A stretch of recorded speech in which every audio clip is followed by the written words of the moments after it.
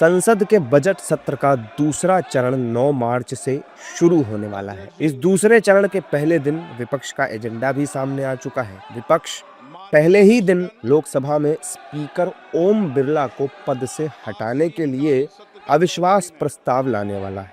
अब इसे लेकर के सियासत गर्म हो चुकी है और नेताओं की प्रतिक्रियाएं आ रही हैं।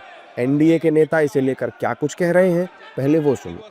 देखिए, सिर्फ राहुल बाबा के हट के कारण पूरे लोकसभा राज्यसभा की जो कार्रवाई है वो बाधित हो रही है। मुट्ठी भर कांग्रेस सांसद बचे हैं साहब, और वो पूरे लोकसभा और राज्यसभा को ब्लैकमेल करना चाहते हैं, सदन की कार्रवाई बाधित करना चाहते हैं। बहुत दुर्भाग्यपूर्ण है। और राहुल बाबा जब एक सैन्य अधिकारी की तथाकथित जो अप्रकाशित पुस्तक है उसके अंश को बता रहे थे जिसमें ऑपरेशनल डिटेल्स है, तो ओम बिरला साहब ने इसकी अनुमति नहीं दी, जो बिल्कुल उचित था। तो इसके लिए हंगामा क्यों मचाया साहब? देश के विरोध बात करेंगे तो आपको लोकसभा के स्पीकर रोकेंगे ही, और हमें कोई इस नो कॉन्फिडेंस मोशन से कोई खतरा नहीं है। और सरकार बहुत ही कंफर्टेबल तरीके से, और ओम बिरला जी ने भी शुचिता का उदाहरण दिया है, अपने आप को पूरे तरीके से कार्रवाई से हटा लिया जब तक इस पर वोटिंग नहीं हो। लोकसभा में देखिए, विपक्ष के लोगों में कोई नैतिक बल ही नहीं है कि सरकार के खिलाफ कुछ बात करें, इसलिए कि सरकार सही काम करती है उसकी भी लोग आलोचना बेवजह करते हैं। सरकार कहीं गलत करे तो जरूर विपक्ष के लोगों को आपत्ति करनी चाहिए, लेकिन सरकार कहीं अच्छा काम कर रही है तो विपक्ष का दायित्व है कि सहयोग भी करे। तो विपक्ष को इन सब बातों से कोई लेना देना नहीं है, इसलिए इस तरह का मुद्दा उठाते हैं। सवाल है, अराजकता बर्दाश्त नहीं किया जा सकता है। संसदीय गरिमा का निर्वहन करना लोकसभा अध्यक्ष के तौर पर ओम बिरला जी की नैतिक जवाबदेही है, और जो लोग नाराज हैं वो ऐसे प्रस्ताव लाने के लिए स्वतंत्र है, लेकिन संख्या बल की दृष्टि से उन्हें इस प्रस्ताव का पूरी तरह से खारिज किया जाना भी तय है, ये मालूम है। जबकि विपक्ष कह रहा है कि स्पीकर का पद बहुत महत्वपूर्ण पद होता है, लेकिन ओम बिरला विपक्ष को सुनना ही नहीं चाहते, इसलिए अविश्वास प्रस्ताव उनके खिलाफ जरूरी है।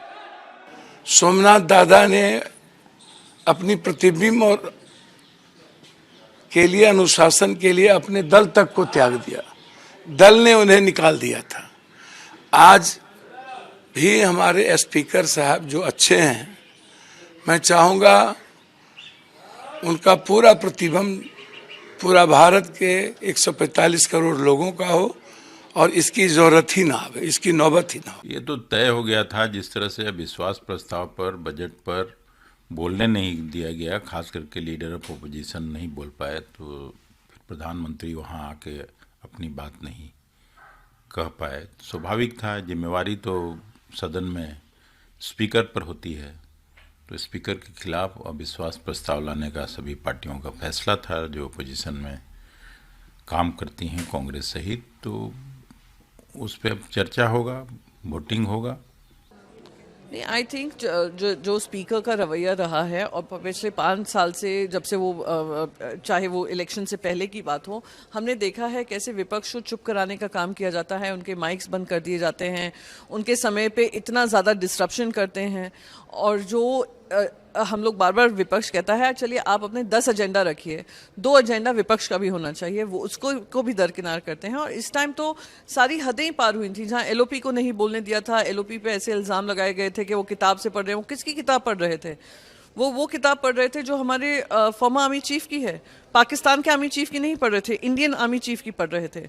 उनको उन पे इस तरीके के एलिगेशन लगाए गए। तो ये जो माहौल बन गया था, इसलिए वो नो कॉन्फिडेंस मोशन आया था। एंड आई एम होपिंग कि वो फर्स्ट डे ऑफ पार्लियामेंट में इंट्रोड्यूस होगा, और फर्स्ट डे ऑफ पार्लियामेंट में इस पर चर्चा होगी। दरअसल कांग्रेस सांसदों की ओर से स्पीकर को पद से हटाने के लिए प्रस्ताव के नोटिस में विपक्ष की महिला सांसदों के खिलाफ अवांछित आरोप लगाने से लेकर विपक्षी सांसदों को पूरे सत्र के लिए निलंबित करने तक तमाम मुद्दों का जिक्र किया गया है। इस प्रस्ताव में विपक्षी सदस्यों की ओर से स्पीकर के व्यवहार पर सवाल खड़े करते हुए सत्ता पक्ष के सदस्यों को फेवर करने का आरोप भी उन पर लगाया गया है।